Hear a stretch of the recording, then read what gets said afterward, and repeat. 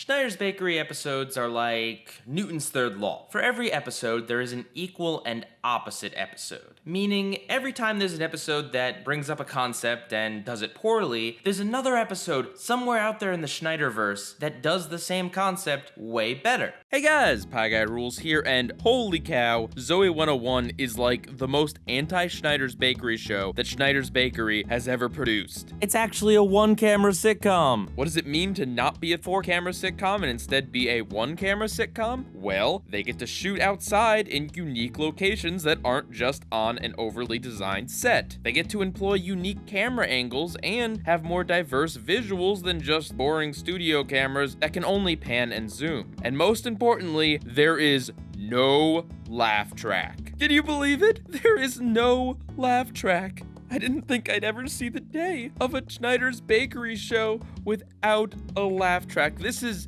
beautiful. I didn't think it was possible. And before anyone says it, yeah, this was made way before Henry Danger, Game Shakers, Sam and Cat. But still, from my perspective, it is very refreshing to see Zoey 101 style over all of these new sitcoms that look and sound the same. Now, I'm not trying to oversell this here because the show really isn't amazing or anything. The story and comedy are still fairly typical of the company's style, but all the little things they do with the camera and the locations really show an artistic creativity that I just don't see anymore in their current sitcoms. I'm not saying the show is good just because it's different, but from my current standpoint, knowing how the company would go on to hit the same exact note over and over again, it's just so refreshing to see that at one point they had at least a little bit of creativity in them. Alright, with all that out of the way, let's talk about the actual episode, and let's talk a little bit about the Bottom of the Bakery counterpart. So Blue Dog Soda was a very preachy episode that featured a very blatant straw man who was over the top and obviously wrong and a complete idiot, and also apparently the sole person in charge of what sodas are banned.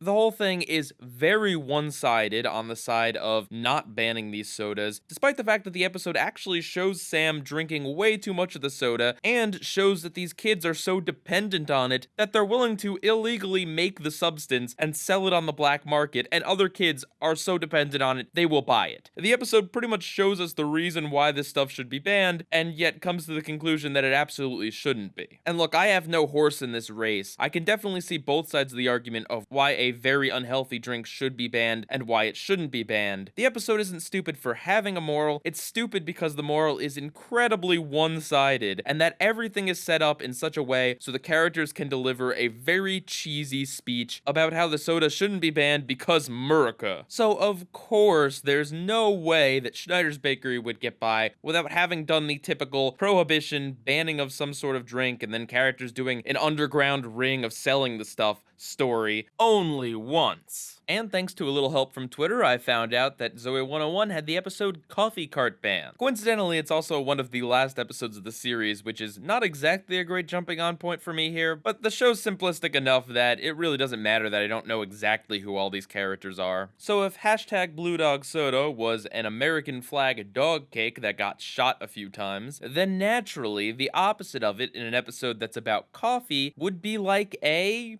coffee cake. Yeah, I didn't even really need to think that hard about that one. It was just kinda obvious. Anyway, the episode is about a coffee cart accidentally hitting the dean's wife, knocking her over, making the dean of the school that they all attend declare coffee be banned from the premises. Why is it coffee in general and not just coffee carts that are banned? Well, because the dean obviously isn't acting rationally here and is upset that his wife got hurt. Anyway, with coffee banned, naturally, the rich kid in the school decides to make an underground cafe where he sells ridiculously overpriced coffee. Zoey and the girls decide that this is stupid and make their own underground ring of making coffee and sell it for more reasonable prices. The boys try to bust the girls, but the girls don't get caught and then decide to use Quinn's laser to mess with the boys' coffee shop. Yeah, I'll get to that later. But then both the boys and the girls get caught by the dean, and it turns out that the dean has his own coffee maker and has been breaking his own rules, and when confronted on this, decides to lift the coffee ban. So yeah, it's surprisingly straightforward. There's two competing underground coffee shops that are both trying not to get busted and trying to compete with each other. One of my biggest problems with hashtag Blue Dog Soda was how preachy and over the top it was with giving a lame speech, and in this episode, outside of one mention of how coffee isn't good for you, nobody really says anything or cares about how dependent these kids are on coffee. It's just kind of taken for granted that these kids really need coffee, and the entire reason for the ban has absolutely nothing to do with how unhealthy or healthy coffee is. Sure, it's a ridiculous scenario, but it's definitely ridiculous on purpose. Another problem with Blue Dog Soda I had was the way that the government guy was acting. He was very over the top, and not in any sort of charming way, in the kind of way that makes you just say,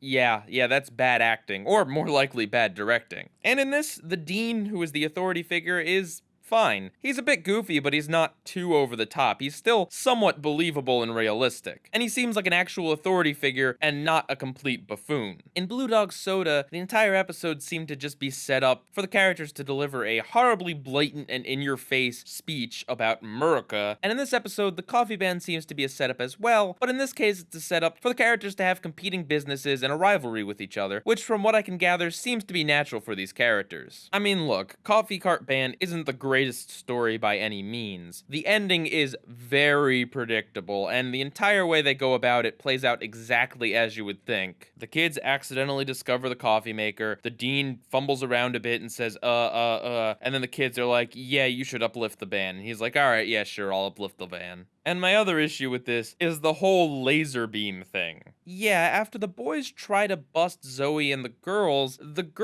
don't try to bust the boys back, and instead they take Quinn's laser beam, which for some reason all of these Schneider's Bakery shows incorporate laser beams, is just randomly shoehorned into this show and Drake and Josh, and, well, I guess it actually makes sense in Henry Danger. But anyway, it's weird that this girl built this laser beam, and it's even weirder that they decide to use it to shoot holes in people's coffee cups so their coffee leaks out and the boys' business looks like an incompetent one? I mean, first of all, that's a rather jerky thing to do to the people who are just buying coffee. I mean, it's not their fault that it's overpriced. If you want to get back at the boys, you should get back at the boys, not their customers. Secondly, this is just the strangest way they could have gone about foiling them. Like, they may as well have just gone into the room and started slapping people's coffee cups out of their hands for the way they go about this. I mean, I guess it's stealthy that they're outside shooting the laser beam in at the people with the coffee cups, but it's not like they're really hidden from view. There's a very blatant window there. If anyone had just looked around once their coffee started randomly leaking, they would have clearly seen the girls. Also, it seems pretty dangerous for them to be shooting this laser around. It just seems like such an out of left field way for this story to go, and it doesn't actually add anything in the slightest. But outside of the fact that one of the story elements is very predictable, and the other story element just comes completely out of nowhere and doesn't feel right for the story at all, it's an alright story. I'm not necessarily going to recommend it, but I would definitely say it is a lot better than Blue Dog Soda, in that it feels like a more developed story and it's not preachy. PIEGUYRULZ, out.